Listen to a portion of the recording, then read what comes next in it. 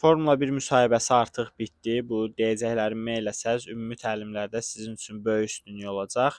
Ümumiyyətlə onu deyim ki, ümumi təlimlərlə bağlı dəvətlər seçilən könüllülərə göndərilməyə başlayıb və davam eləyəcək yəqin ki.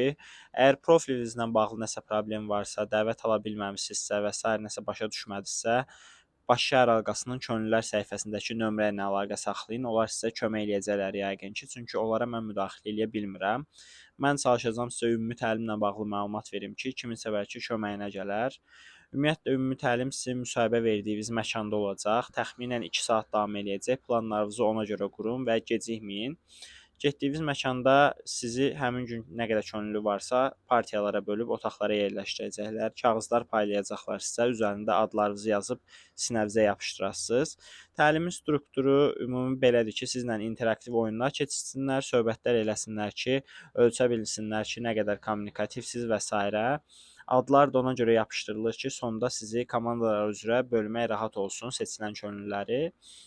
Belə orada əsas 1-2 dənə tip var. Ən basic olan odur ki, sıxılmayın, küncdə sakitcə oturmayın. Əgər belləsəz 100% seçilməyəsiniz. Çalışın digər könüllülərlə, təlimçilərlə söhbət eləyin. Əsas söhbətin içində olun, yəni kənarda qalmayın, ekstravert olun və gülərüz olun. Orada sizə xüsusi çətin sual verilməyəcək ki, Formula 1 barədə nəsə bilirsənmi ya yox. Ona görə sıxılmayın ki, mən heç nə bilmirəm ya ilk dəfədir gedirəm Formula 1-ə. Dediyim kimi gülərüz olun, söhbət eləyin, özünüzü fəal göstərin. Bunları eləsəz yəqin ki, böyük ehtimal ki, seçiləsiniz. Deyəcəklərim bu qədərdir. Hamınıza uğurlar. İnşallah yaxşı olar.